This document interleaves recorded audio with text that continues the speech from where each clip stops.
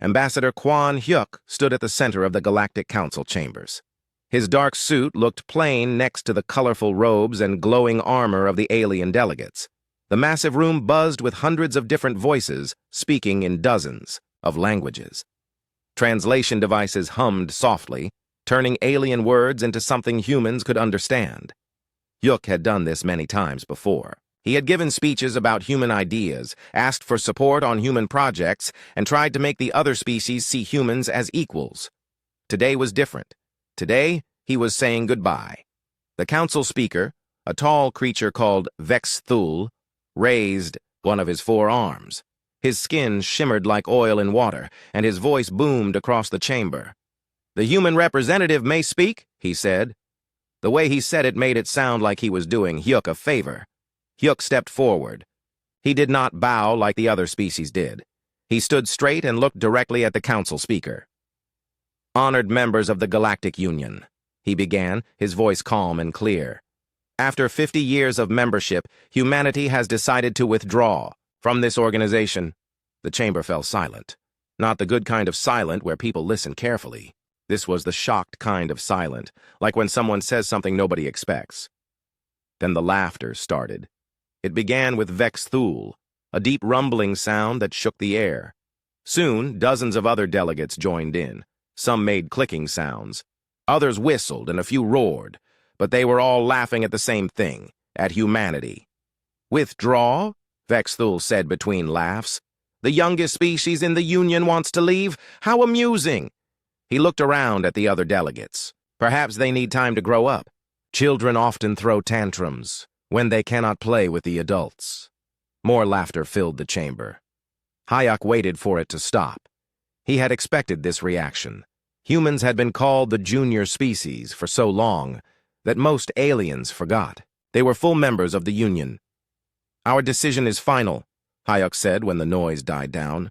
"All human colonies will be evacuated within 90 days. All human facilities will be turned over to the Union. All human military forces will withdraw beyond Union space."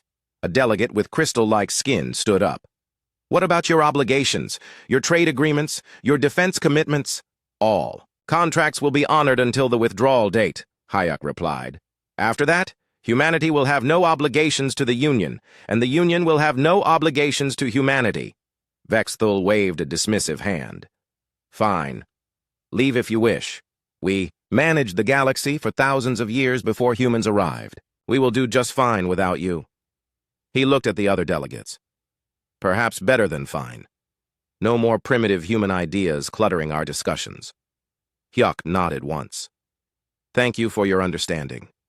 He turned and walked out of the chamber. Behind him, the laughter started again.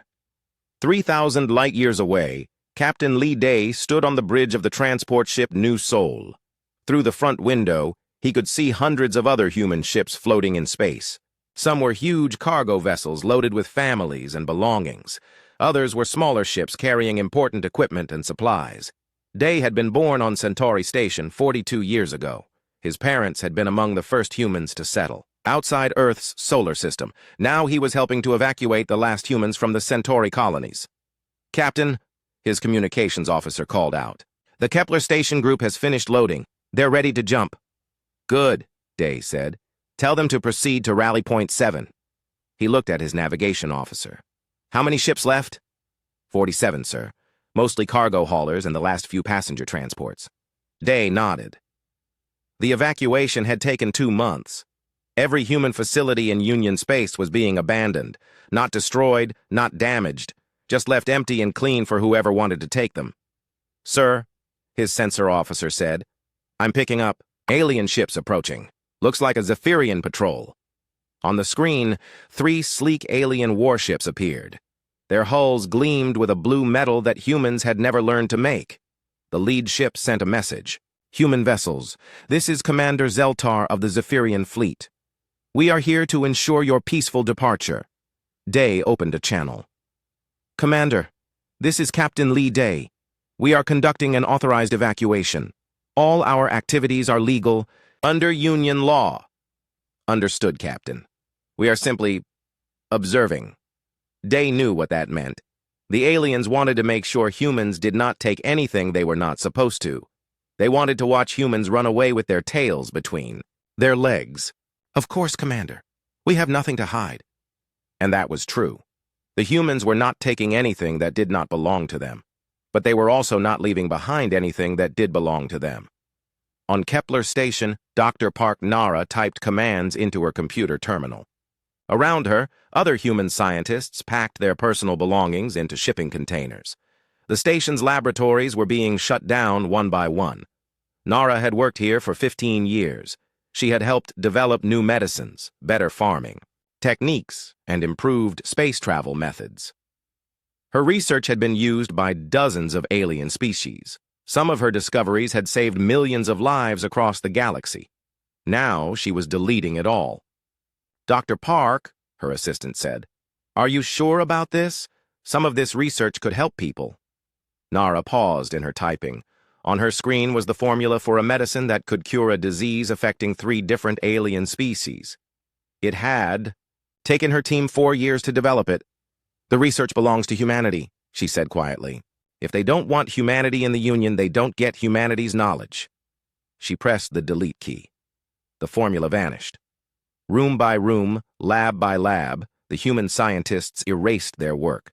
Not just their recent discoveries, but everything they had ever shared with the galaxy. Medical treatments, engineering solutions, scientific theories, all of it disappeared into secure human databases that would leave with the evacuation ships. The aliens had always treated human science as less important than their own. They called it interesting but primitive, or useful in simple applications. They had no idea how much of their advanced technology actually depended on human improvements and innovations. On the Galactic Defense Station, Engineer Choi Min stared at his computer screen in growing worry. He had been reviewing the technical specifications for the galaxy's main defense systems. What he found there made his stomach feel sick. The defense grid that protected hundreds of worlds was incredibly complex. It used technology from dozens of different species, all working together in perfect harmony. But as Min dug deeper into the system's specifications, he found something troubling. Nearly every critical component had been modified or improved by human engineers. The power distribution systems used human efficiency algorithms. The sensor arrays included human-designed signal processing units. The weapon targeting systems relied on human-developed calculation methods. Min had always known that humans contributed to the defense grid, but he had thought their contributions were small and minor. Now he realized that human technology was woven throughout the entire system like threads in a piece of cloth. He quickly wrote a report and sent it to his supervisor, a tall alien with green skin named Kulvex. Within an hour, he got a response. Engineer: "Min, your concerns are noted but not significant. Human contributions to the defense grid are minimal and easily replaced. The system will function perfectly well without them." Min stared at the message. Minimal? The humans had their hands in nearly every part of the system. How could that be minimal? He tried to explain this to Kulvex in person, but his supervisor just waved him away. "You worry too much, Min. Humans are not as important as they think they are. The defense grid was built by superior alien technology. Human modifications are just small improvements that we can do without." Min wanted to argue, but he knew it was useless. The aliens had made up their minds about human capabilities. They would not listen to evidence that contradicted their beliefs. As the days passed, more and more humans left Union space. They took their ships, their belongings, and their knowledge. They left behind empty stations, clean facilities, and systems that had been running perfectly for decades. The aliens moved in quickly to claim the abandoned human territories. The Crystalline Collective took over 3 mining stations. The Meridian Alliance claimed 2 research facilities. The Zephyrian Empire occupied 4 military bases. At first, everything seemed fine. The stations still had power, the life support. Systems still worked. The computers still ran their programs. The aliens congratulated themselves on gaining so much valuable territory without having to fight for it. But they did not notice the small warning lights starting to blink in forgotten. Maintenance rooms? They did not see the error messages appearing in system logs that no one read. They did not realize that the humans who had kept everything running smoothly were gone, and no one knew how to replace them. In the council chambers, Vex Thol stood. before the assembled delegates and declared the human withdrawal a complete success. "The Union is stronger without them," he said. "We have proven that we do not need the help of primitive species to maintain our great civilization." The delegates cheered and applauded. They felt proud and confident. They had shown those arrogant humans their place. The galaxy belonged to the truly advanced species, not to newcomers who had on. 3 months had passed since the last human ship left Union space. In the great cities of a dozen worlds, life continued as it always had.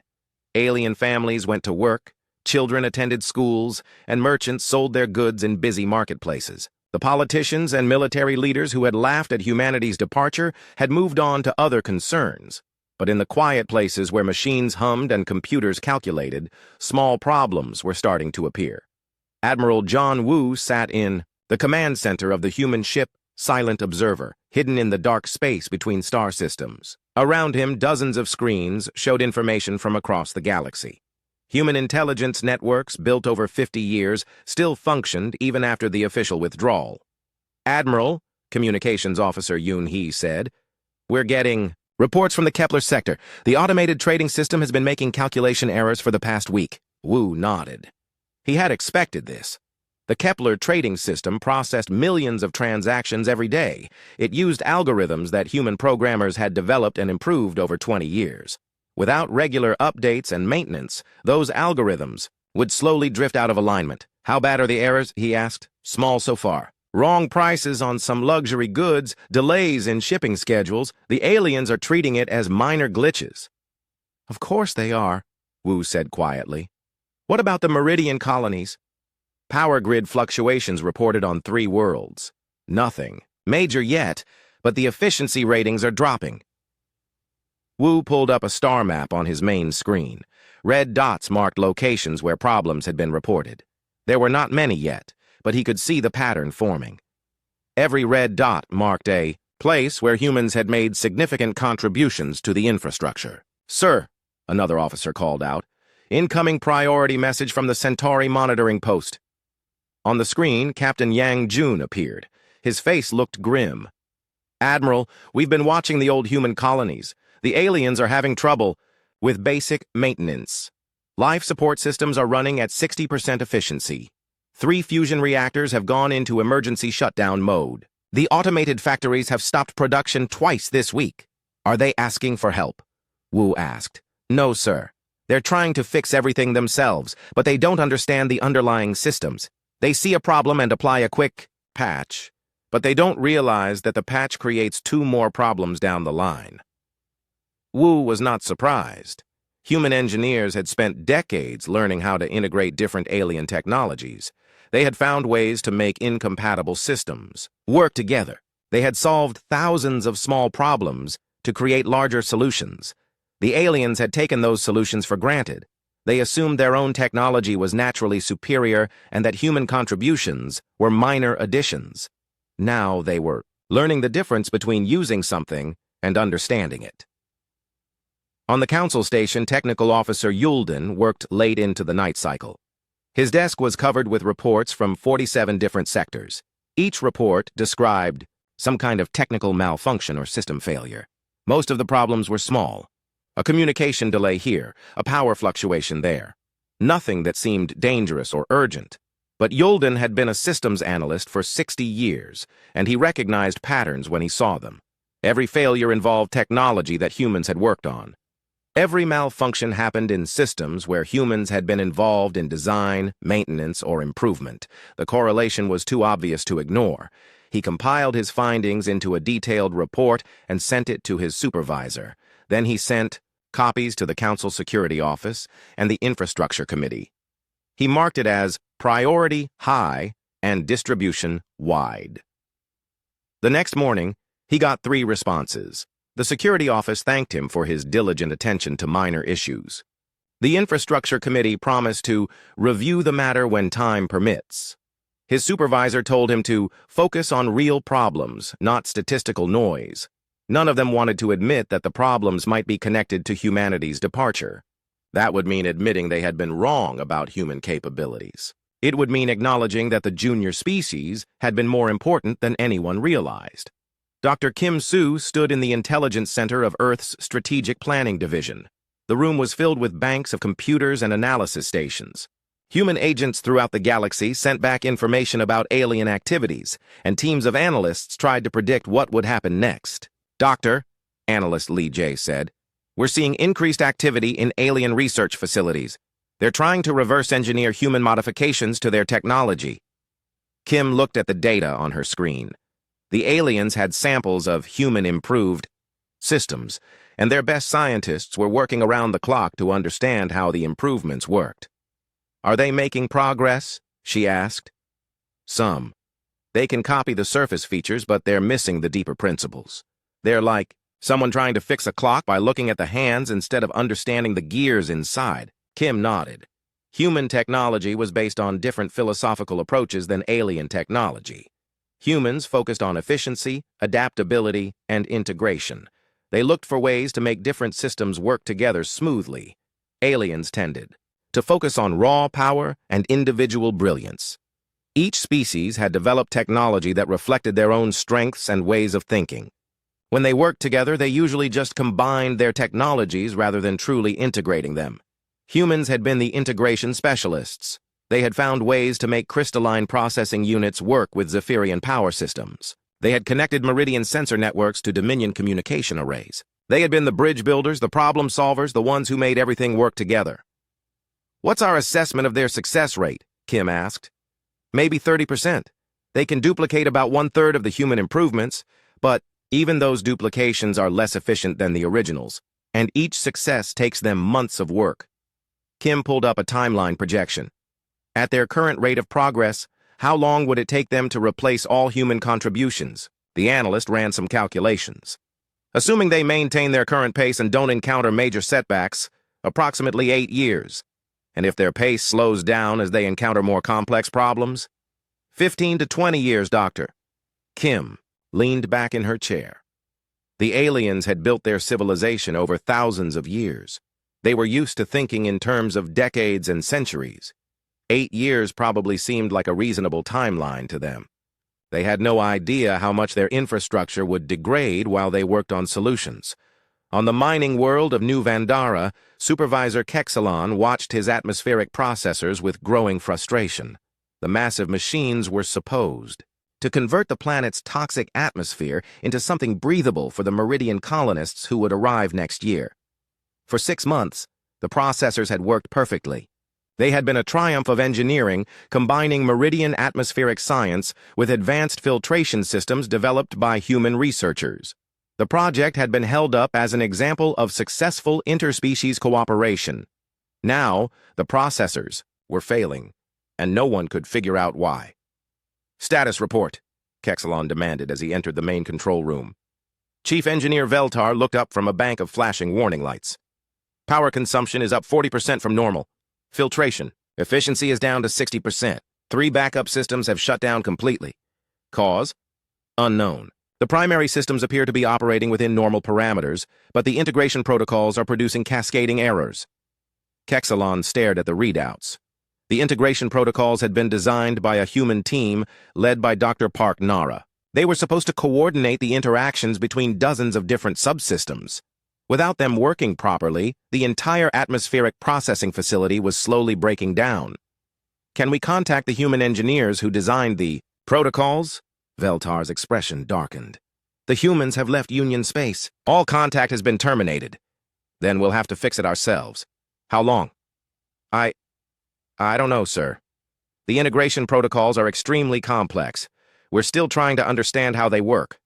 Kexalon felt a chill that had nothing to do with the planet's cold atmosphere. New Vandara was scheduled to receive its first wave of colonists in 8 months. If the atmospheric processors failed completely, the colonization project would be delayed by years, maybe decades. "Work faster," he said, knowing it was a useless order. "Find a solution."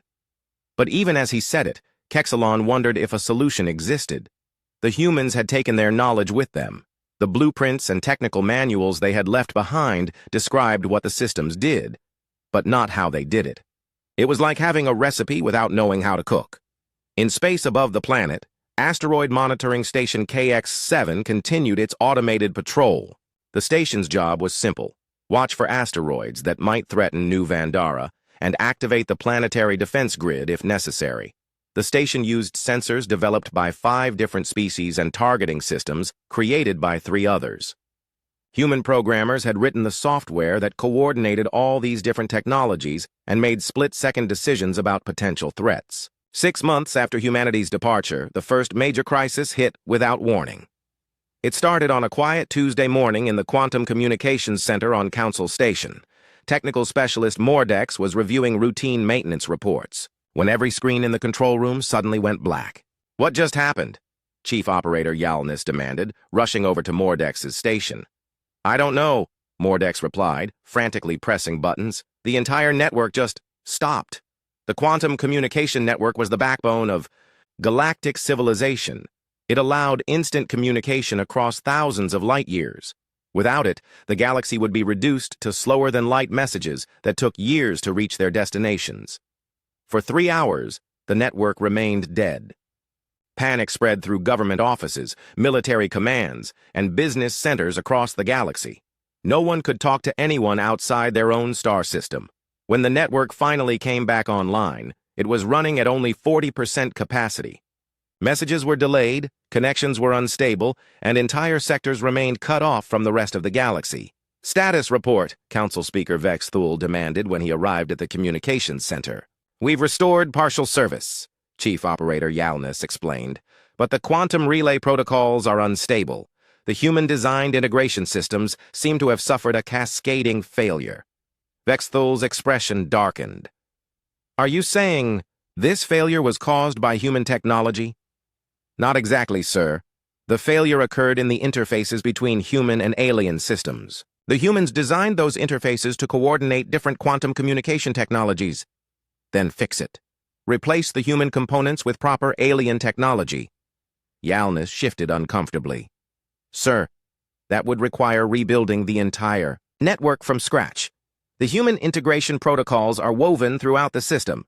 Without them, our different technologies can't communicate with each other." "How long to rebuild?"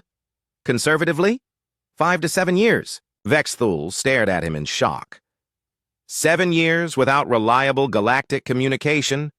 The Union would collapse into isolated pocket empires within months. "Fix it," he ordered again, but his voice had lost its confident tone. "Do whatever it takes." "Captain," Yang Jun watched the Zephyrian engineers work on the fusion reactor from his hidden observation post. He had been monitoring the former human colonies for weeks, documenting the slow decay of systems that had once run perfectly. The reactor should have been producing clean, efficient energy for the colony of New Samarkand. Instead, it was running at 60% capacity and producing dangerous radiation spikes every few hours. "Captain," his communications officer whispered, "the Zephyrians are requesting assistance from their home fleet. They say they need expert engineers." Yang Jun was not surprised. The reactor used a hybrid design that combined Zephyrian plasma containment with human-developed stability controls. The Zephyrians understood their own plasma technology, but they had no idea how the human stability systems worked. "Are they getting help?" "A technical team is on the way. ETA 4 days." Yang Jun made a note in his mission log. It would be interesting to see if the Zephyrian experts could solve problems that their local engineers could not. Based on what he had observed so far, he doubted it. The aliens kept making the same mistake. They assumed that their technology was naturally superior, and that human contributions were minor additions that could be easily removed or replaced. They did not understand that human engineers had spent decades learning how to make alien technologies work together in ways their creators had never imagined. On the bridge of the Silent Observer, Admiral John Woo reviewed the daily intelligence reports. The news was bad and getting worse. "The Galactic Trade Exchange has lost 30% of its processing capacity," Intelligence Officer Park Min reported. "Automated trading systems are producing chaotic results. Some commodities are showing impossible prices. Others aren't showing prices at all." "What about the defense grid?" 17 minor malfunctions in the past month. No major failures yet, but the targeting accuracy is declining. Response times are getting slower." Wu pulled up a holographic display showing the entire galaxy. Red markers indicated locations of system failures.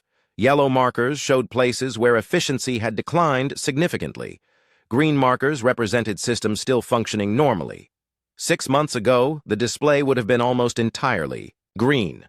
Now red and yellow markers dotted the map like a spreading disease. "Sir," Communications Officer Yoon Hee called out, "we're receiving a priority transmission from Earth Command." President Nam Ki appeared on the main screen. His expression was serious. "Admiral, how are conditions in Union space?" "Deteriorating rapidly, Mr. President. Infrastructure failures are accelerating. The aliens are struggling to maintain basic services.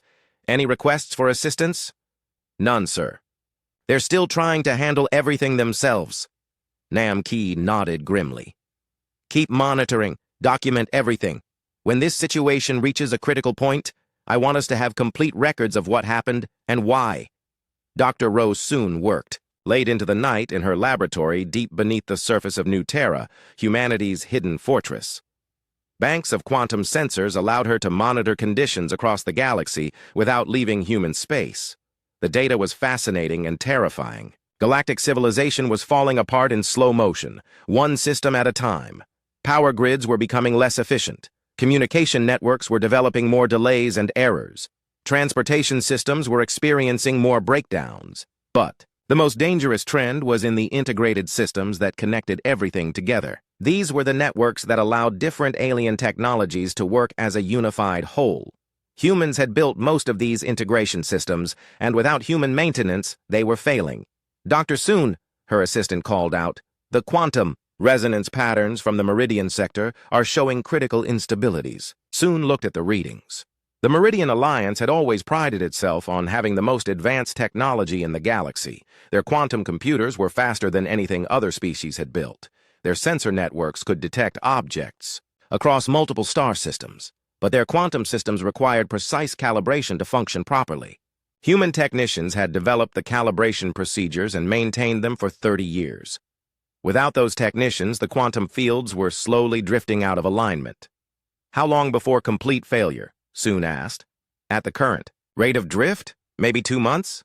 Soon made a note in her research journal. When the Meridian quantum network failed, it would take their entire civilization with it. Their cities, their factories, their military forces, everything depended on quantum technology. On the mining world of Kepler-7, Foreman Brooke watched his automated excavation systems struggle with a simple ore extraction job. The machines had been designed to work together like a coordinated team. Drilling units would bore holes, explosive charges would break up rock, hauling units would carry away debris, and processing units would separate valuable minerals from waste. For 20 years, the system had worked flawlessly. Now it was a disaster. Drilling. Units were boring holes in the wrong places. Explosive charges were detonating too early or too late. Hauling units were carrying loads to the wrong destinations. Processing units were throwing away valuable minerals and keeping worthless rocks. "What's wrong with these machines?" Brooke demanded of his chief technician. "The coordination protocols are failing," the technician explained. "Each machine still works fine by itself, but they can't communicate properly with the other machines. So fix the communication system." It's not that simple. The coordination protocols were designed by humans. They used algorithms and decision trees that we don't completely understand. We can see what the protocols do, but not how they do it. Brooke stared at the chaos outside his office window. Millions of credits worth of mining equipment was operating at maybe 20% efficiency. If this continued, the mining operation would have to shut down completely. "Contact the Home Office," he ordered. "Tell them we need human technical experts." "Sir, the humans have withdrawn from Union space. They're not available for consultation." Brooke felt a cold knot form in his stomach. For the first time in his 40-year career, he was facing a technical problem that could not be solved by throwing more resources at it. The crisis reached a breaking point when the Galactic Defense Grid suffered its first major failure during a routine anti-pirate operation. The pirate fleet was small, only 6 ships attacking a merchant convoy near the EOS Outer Rim. Under normal circumstances, the defense grid would have detected them from 1,000 light-years away, tracked their movements, and coordinated a response that would capture or destroy them within minutes. Instead, chaos erupted. The sensor network detected the pirates, but miscalculated their position by several thousand kilometers. The targeting systems locked onto empty space instead of the pirate ships. The response coordination protocols sent defensive fleets to 3 different locations, none of which contained any pirates. By the time the confusion was sorted out, the pirates had attacked the merchant convoy, stolen their cargo, and escaped into hyperspace. The news of the defense grid failure spread across the galaxy within hours. 1 year had passed since the last human ship disappeared beyond the edge of Union space. In that time, the galaxy had changed from a unified civilization into a collection of struggling, isolated regions fighting to maintain basic services. The crystalline collective had withdrawn from 3 star systems when their quantum communication networks failed completely. The Meridian Alliance was rationing power on 12 worlds after their main energy grid suffered catastrophic overloads. The Zephyrian Empire had lost contact with its outer colonies when the hyperspace navigation systems began producing random coordinates instead of accurate ones. But the worst problems were in the core worlds, where the most advanced technology had always been concentrated. These were the planets that had served as the heart of galactic civilization for thousands of years. Now they were barely functioning. Ambassador Quan Hyuk sat in his office on New Sol, reading the latest intelligence, reports from Union space. What he saw there filled him with a mixture of sadness and anger. Sadness because billions of innocent people were suffering as their civilization fell apart around them. Anger because their leaders were still too proud to admit what had gone wrong. "Mr. Ambassador," his secretary announced, "there's an incoming transmission from Council Station. It's marked as official diplomatic communication." Hyuk straightened in his chair. This was the first official message from the Union since humanity's departure. "Put it through." The screen in front of him flickered to life, showing the familiar form of Council Speaker Vex Thul. But the alien looked different than Hyuk remembered.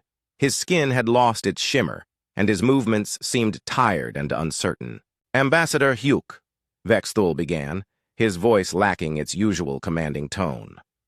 "On behalf of the Galactic Union, I am authorized to make the following statement." Hyuk leaned forward, curious about what the aliens would say after a year of silence. "The Union recognizes that certain technical difficulties have emerged since the departure of human personnel from Union space. While these difficulties are not insurmountable, they have created some inconvenience for Union members." Hyuk almost smiled at the careful language. Technical difficulties and some inconvenience. What a way to describe the collapse of galactic civilization. "Therefore," Vex Thul continued, "the Union is prepared to offer humanity immediate readmission to the organization, with full restoration of previous status and privileges. In return, humanity will resume its previous obligations, including technical support for Union infrastructure." The message ended abruptly. No apology, no acknowledgement of past mistakes, just a demand disguised as an offer. Hyuk saved the message and sent it to President Nam Ki with a single-word comment. Predictable. 30 minutes later, his secure communication system chimed with an incoming call from Earth. "Hi, Hyuk," President Nam Ki said when the connection opened. "I assume you've seen the Union's generous offer?" "Yes, Mr. President. They want us to come back and fix their problems." "What's your recommendation?" Hyuk considered his words carefully. "They haven't learned anything, sir. They still think this is about technology and infrastructure. They don't understand that the real problem is their attitude toward other species." Elaborate. The message didn't contain a single word of apology. No acknowledgement that they were wrong about human capabilities. No recognition that they created this situation through their own arrogance. "They're treating us like repair technicians they can hire and dismiss at will." Nam Kai was quiet for a long moment. "What do you think will happen if we refuse?" "They'll get angry. Probably issue threats. Maybe even try military action, though I doubt their fleets are in any condition to pose a real danger. And if the situation continues to deteriorate, eventually some of them will swallow their pride and offer real negotiations. But it might take the complete collapse of their civilization before that happens." After the call ended, Hyuk sat alone in his office, thinking about the billions of innocent people suffering because their leaders were too proud to admit they had been wrong. Engineer Bae Yun worked deep in the archives of Earth's Technical Assessment Division. compiling data that would have shocked the galaxy's leaders if they had been willing to listen. The numbers told a story of dependence that even Yun found hard to believe. In the past century, humans had directly contributed to 73% of major technological advances in Union space. When indirect contributions through collaborative projects were included, the number reached 89%. But the most damning statistics were about infrastructure maintenance. Human engineers had been responsible for keeping 67% of critical systems operational. They had designed the integration protocols that allowed different alien technologies to work together. They had solved the coordination problems that arose when dozens of different species tried to build things collectively. "Bay," her assistant called out. "The latest reports are coming in from our monitoring stations." Yun pulled up the new data on her screen. The situation was getting worse every day. Power grids were failing on 17 worlds. Transportation networks had been shut down in 6 sectors. The galactic banking system had lost the ability to process transactions between different species. But what worried Yun most was not the individual failures, but the accelerating rate of breakdown. Each system failure put additional stress on the remaining systems. What had started as isolated problems was becoming a cascade of interconnected disasters. "How long do you estimate before complete civilizational collapse?" her assistant asked. Yun ran the calculations through her computer models. "If current trends continue, maybe 6 months before major population centers start losing life support. A year before interstellar travel becomes impossible. 2 years before most worlds are cut off from outside contact." The assistant stared at her in shock. 2 years. The Union has existed for 3,000 years. "Complex civilizations are fragile," Yun replied. "They depend on thousands of interconnected systems working together perfectly. When those systems start failing, collapse can happen very quickly." She thought about the alien leaders who were still convinced they could solve their problems without human help. They had no idea how little time they had left. On the Crystal world of Nexus Prime, home of the Crystalline Collective, Chief Engineer Kavarthes stared at the readouts from his planet's main power distribution center. The numbers made no sense. Power generation was at 73% of normal levels and dropping daily. Energy consumption was increasing as failing systems required more power to maintain basic operations. The gap between supply and demand was growing wider every hour. "Status report," he demanded as his engineering team filed into the control room. "Sir," his deputy began, "we've identified the source of the efficiency losses. The quantum resonance chambers are drifting out of alignment. Without proper calibration, they're producing increasing amounts of waste heat instead of useful energy. Then recalibrate them." "We're trying, sir. But the calibration procedures were developed by human technicians over a 30-year period. Our records show what settings to use, but not why those settings work." Kavarthes felt a familiar stab of frustration. This was the same problem they faced everywhere. Human knowledge that looked simple on the surface, but was actually incredibly complex underneath. "What about the backup power systems?" "Also failing, sir. They use hybrid fusion reactors that combine our crystal technology with human-designed plasma containment systems. We understand the crystal parts, but the plasma systems are breaking down." Kavarthes walked to the window and looked out at his city. Millions of crystalline citizens lived in the towers that rose from the planet's surface like geometric forests. All of them depended on the power systems that were slowly failing. "How long do we have?" "At current rates of degradation, maybe 4 months before we have to start rationing power. 6 months before critical systems start shutting down. And if we can't fix the problems," his deputy was quiet for a long moment. "We'll have to evacuate the planet, sir." The words hung in the air like a death sentence. Nexus Prime had been the crystalline capital for 2,000 years. The idea of abandoning it was unthinkable. But thinking about it was exactly what Kavarthes found himself doing as he watched the sun set over his dying world. In the Zephyrian Empire's military headquarters, Fleet Admiral Zexkolar reviewed the latest status reports from his scattered forces. The news was uniformly bad. The Empire's proud fleet of advanced warships was falling apart. Navigation systems were producing random coordinates. Weapon targeting systems couldn't lock onto enemy vessels. Communication arrays were so unreliable that fleet coordination was nearly impossible. "Admiral, his operations officer reported. "The Fourth Fleet has lost contact with command. Their last transmission indicated they were lost in hyperspace with failing navigation systems." "How many ships?" 47 vessels, sir. 3,000 crew members. Zex Cooler added the numbers to his growing list of losses. In the past 6 months, the Empire had lost over 200 ships to various system failures. Not in battle, just to equipment that no longer worked properly. "What's the status of the repair efforts?" "Minimal progress, sir. Our engineers can fix individual components, but they can't restore the integration between different systems." 18 months after humanity's departure, the Galactic Union was dying. 3 member species had formally withdrawn from the organization, taking their remaining functional technology with them. 2 more were in open rebellion against Council authority, claiming that the central government could no longer provide even basic services. Entire sectors had gone dark, their communication systems failed, and their populations cut off from the rest of the galaxy. Fleet Admiral Kim Tae stood on the command deck of the New Terra, humanity's most advanced warship, and watched the galaxy burn from his position in the space between galaxies. Around him, the lights of human civilization sparkled like stars in the cosmic darkness. Space stations, shipyards, research facilities, and city ships that represented everything humanity had built during their exile. The humans had not been idle during their 18 months away from galactic politics. While alien civilizations collapsed around technical problems they could not solve, humanity had used their freedom to develop new technologies that surpassed anything the galaxy had ever seen. Their ships were faster, their computers more powerful, their energy systems more efficient.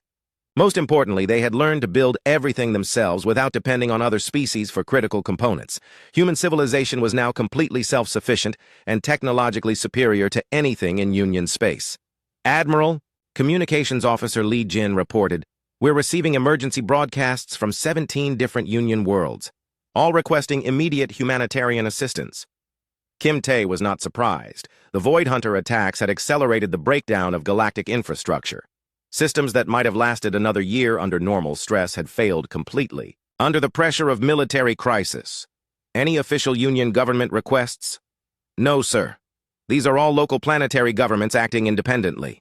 The Council has maintained complete communication silence." Kim Tae shook his head. Even facing extinction, the Union leadership was too proud to ask for help from the species they had dismissed as junior partners. "Continue monitoring," he ordered, "but take no action without direct orders from Earth." On Earth, President Nam-Ki convened an emergency session of the Human Council. The chamber was filled with the leaders who had guided humanity through its darkest period and helped build a new civilization in exile. "The situation in Union space has reached a critical point," Defense Secretary Han Wu reported. "The Void Hunters have destroyed 37 star systems. Galactic infrastructure is collapsing faster than we predicted. Conservative estimates suggest complete civilizational breakdown within 6 months." "What about the Union's military response to the Void Hunter threat?" asked Science Director Park Nara. "Essentially non-existent. Their fleets can't coordinate attacks. Their defense grid can't target enemies accurately. Individual ships and planets are fighting alone without support or coordination from higher command." President Nam-Ki looked around the chamber at the faces of humanity's leaders. These were people who had been insulted, dismissed, and driven from their homes by alien arrogance. They would have been justified in feeling satisfaction at seeing their tormentors suffer the consequences of their choices. Instead, what he saw in their faces was sadness and determination. Sadness for the billions of innocent people dying in a crisis they had not created.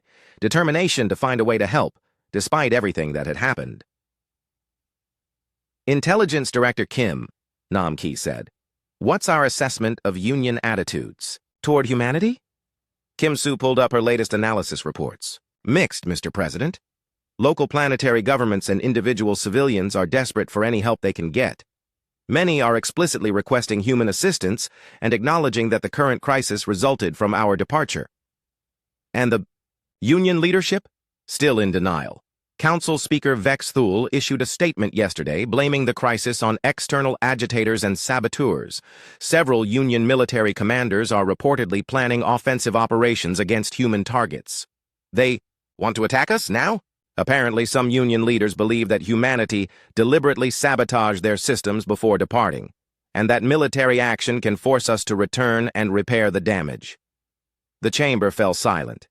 The idea was so divorced from reality that it was hard to believe anyone could seriously consider it. Military assessment? Namki asked. Defense Secretary Han Wu activated a holographic display showing comparative military capabilities. Mr. President, any Union attack on human targets would be completely one-sided. Their fleets are barely functional. Their coordination systems don't work. Their weapons targeting is unreliable. He highlighted Earth's defensive systems on the display. Meanwhile, our new defense platforms use quantum targeting arrays that can hit individual ships from across a star system. Our fleet coordination systems can manage thousands of vessels simultaneously. Our weapons can penetrate any known defensive technology. How one-sided.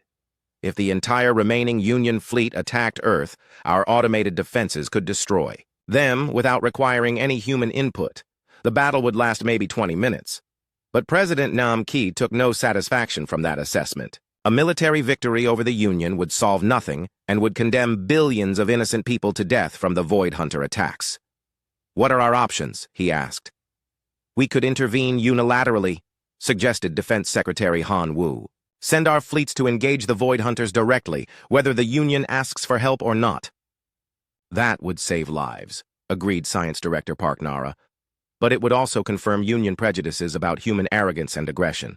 They'd see it as an invasion rather than a rescue. Intelligence Director Kim Soo raised her hand. There's another option. We could make a public offer of assistance, broadcast on all available channels throughout Union space. Make it clear that we're willing to help, but only if the Union acknowledges what really happened and agrees to genuine cooperation. An ultimatum? Namki asked. A final offer, Kim corrected. Give them one last chance to choose cooperation over pride. As the Human Council debated, the crisis in Union space reached a new level of catastrophe. The Void Hunters had reached the Middle Rim worlds, and their advance was accelerating as Union resistance crumbled. On Council Station, Emergency Session 312 convened in an atmosphere of barely controlled panic. The chamber was only half full. Many delegates had fled to their home worlds to organize local defenses, and others had simply disappeared when their governments collapsed. Council Speaker Vex Thule looked like a shadow of his former self. His once shimmering skin was dull and gray. His voice had lost its commanding tone, but his pride remained intact. The Council will now hear proposals for addressing the current crisis, he announced. Ambassador Krelthok of the Crystalline Collective stood up slowly. His crystalline body showed stress fractures that indicated severe emotional trauma. Speaker, my government has authorized me to make the following statement. He paused, clearly struggling with the words he had to say. The Crystalline Collective formally requests that the Council invite humanity to return to the Union and provide assistance with current infrastructure problems. A gasp went through the chamber. For the first time in the Union's history, a member species was officially acknowledging that they needed the help of the species they had dismissed as junior partners. Furthermore, Krelthok continued, the collective is prepared to offer humanity full senior partnership status, including permanent seats on the Executive Council and veto power over major policy decisions. The chamber erupted in angry voices. Several delegates shouted protests. Others demanded to know if the collective had lost its collective mind. But before anyone could respond formally, alarms began sounding throughout the station. Emergency lights flashed red, and automated systems announced, critical system failure. In primary life support. All personnel to emergency stations. The Void Hunters had not even reached Council Station, but the station's infrastructure was failing under the stress of managing a collapsing civilization. Without human maintenance, the integration systems that kept everything working were breaking down just when they were needed most. As technicians scrambled to fix the life support systems, the Council session dissolved in chaos. Delegates fled to their ships, trying to reach homeworlds that might no longer exist by the time they arrived. The timing was symbolic. Just as one delegate finally acknowledged humanity's importance, the station itself proved the point by falling apart around them. Dr. Lee Sang, Earth's new ambassador-at-large, sat in the communications center of New Terra and composed humanity's final message to the galaxy. Around him, displays showed the current situation in Union space.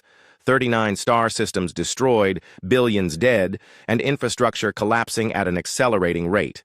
The message would be broadcast on every available channel in every major galactic language. It would reach every surviving world, every functional starship, every person still alive in Union space. But more importantly, it would be humanity's definitive statement about what had happened and why. To the former members of the Galactic Union, the message began. 18 months ago, humanity withdrew from your organization after decades of being told that our contributions were minimal and our ideas were primitive.